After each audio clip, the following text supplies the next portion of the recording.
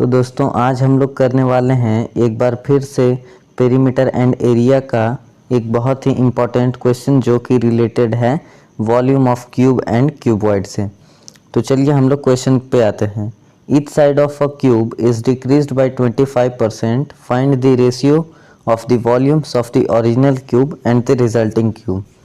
तो दोस्तों जहाँ तक कि आप इस क्वेश्चन में देख रहे होंगे इसमें सबसे ज़्यादा क्यूब की बात की जा रही है।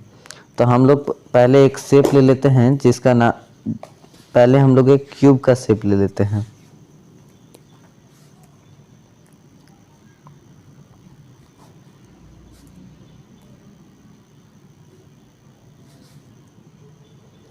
अब इसका हम लोग नेमिंग कर देते हैं ए और ए। अब जैसा कि आप जानते हैं वॉल्यूम ऑफ क्यूब होता है वॉल्यूम ऑफ क्यूब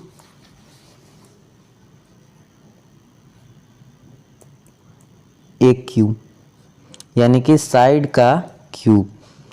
तो हमारा साइड जो है वो है ए, तो हम लोग का इसका वॉल्यूम हो गया ए क्यूब। अब उसके बाद हम लोग क्वेश्चन के अकॉर्डिंग चलते हैं। तो यहाँ पर लिखा हुआ है each side of cube is decreased bye 25%। तो पहले हम लोग साइड निकाल लेते हैं। साइड है हमारा ए और डिक्रीज हो रहा है 25% से। तो पहले साइड हम लोग निकालते हैं।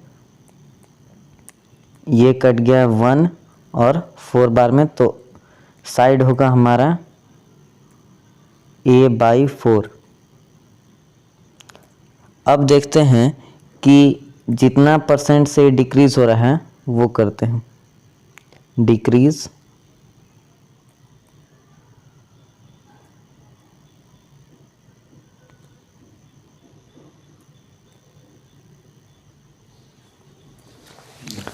ये क्या डिक्रीज कर रहे हैं आप यहाँ क्वेश्चन में देखिए।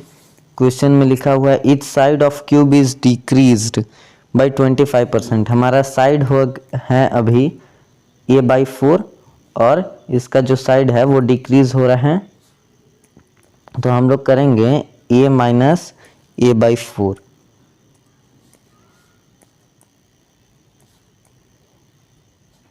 तो चलिए इसका जल्दी से वैल्यू निकाल कर लेके आते हैं। 4a माइनस का a is equal to 3a/4। अब ये लगभग हमारा आधा क्वेश्चन कंप्लीट हो चुका है। यहाँ देखिए each side of cube is decreased bye 25%, यहाँ तक कंप्लीट हो गया है। अब आगे कह रहे हैं हम लोग को फाइंड करना है ratio of the volumes of original cube and resulting cube. हमारा ओरिजिनल क्यूब का वॉल्यूम है ए क्यूब।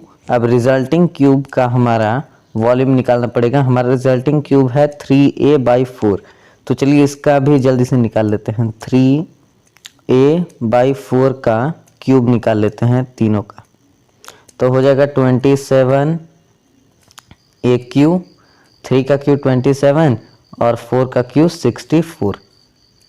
हमने यहाँ तक लिख लिया। अब आए कह रहे हैं ratio of volume of original cube and resulting cube. अब हम यहाँ देखिए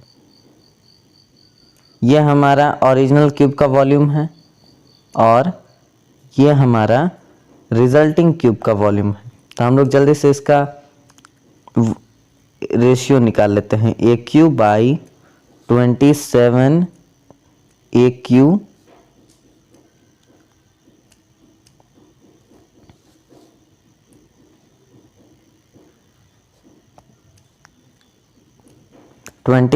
ए क्यूब। एक मिनट हम लोग इसको ऐसे लिख लेते हैं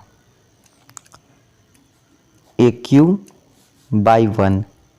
ऐसे आज समझने में आसानी होगा। और यहाँ पर 64। अब हम लोग एकदम यहाँ तक इजी है हमारा। क्या करेंगे अब हम लोग इसको इससे मल्टीप्लाई कर देंगे और इसको इससे। तो ये सिस्टम करने के बाद हमारा सिचुएशन कुछ इस तरह से बनता है 64 ए क्यूब बाई 27 ए क्यूब। अब ए क्यूब से ए क्यूब कट गया तो अब हमारा बच गया 64/27। तो यही दोनों हमारा आंसर होगा। लेकिन हम लोग ऐसे नहीं लिखेंगे 64/27, हम लोग इसको 64 रेशियो 27 इस तरह से लिखेंगे। इसी के साथ आज हम लोग एक बहुत ही इम्पोर्टेंट क्वेश्चन को कंप्लीट करते हैं। Thank you.